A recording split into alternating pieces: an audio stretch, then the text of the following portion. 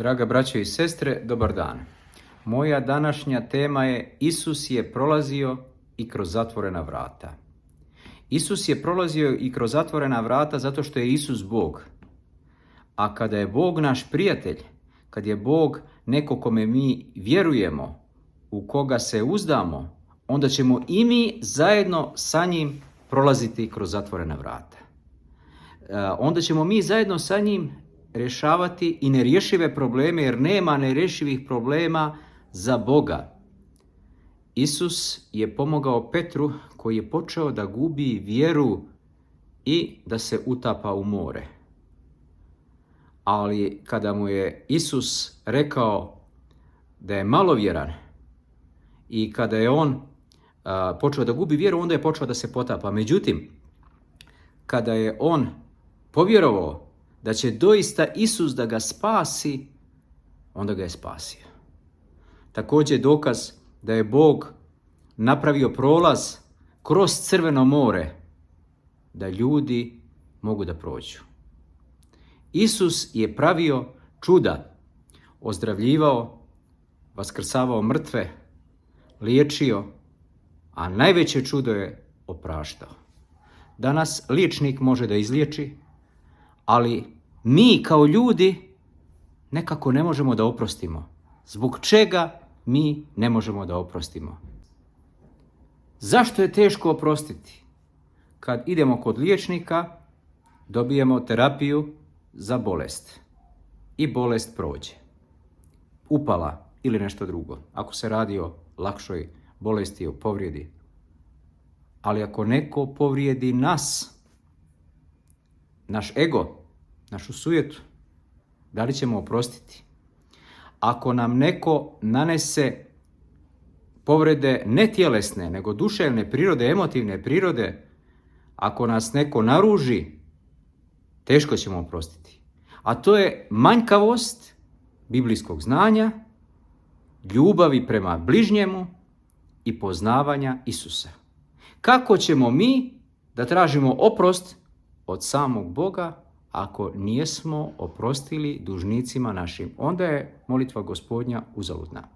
Znači, tema jeste Isus prolazi kroz zatvorena vrata. Isus rješava i nerješive probleme. I riješit će ih za nas. Ako vjerujemo u njega, ako se prepustimo njemu, onda problema nema. Kada je jedan fanatik koji je mrzio crkvene obrede i nije vjerovao u Isusa, nije vjerovao u bogojavljensku vodu, rekao ocu Sergiju Sopoćane, kaže, što ti meni pope pričaš za tu svetu vodu? Ako ja sad sipam otrov u tu svetu vodu, hoćeš li je popiti? Hoće li tebe taj Isus da spasi?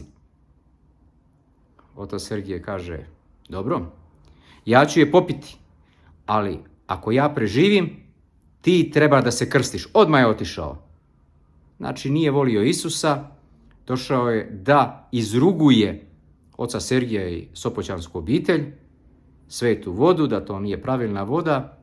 To nije neka magijska voda, nego to je voda posvećena Duhom Svetim u ime Isusa, koji se krstio kao čovjek na rijeci Jordanu od čovjeka i posljednjeg proroka svetog Jovana Krstitelja, preteče Gospodnju, pošto je on preteča Gospodnji po tome što je prethodio Isusu.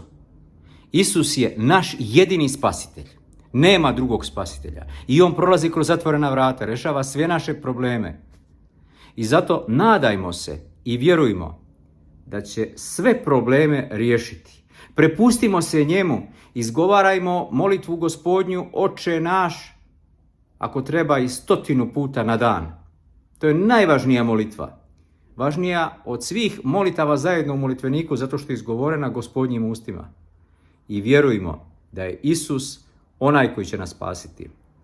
Mi hrišćani u drugog spasitelja ne vjerujemo, a sve druge respektujemo sve ljude, respektujemo ljude koji ne vjeruju u Boga, imaju pravo i ko smo mi da sudimo. Ali nadajmo se i znajmo da ćemo preko Isusa doći do jednog trojedinog Boga, jer je Isus Bog također. Znači, Isus otvara sva vrata i kad su svuđe zatvorena, on će proći kroz zid.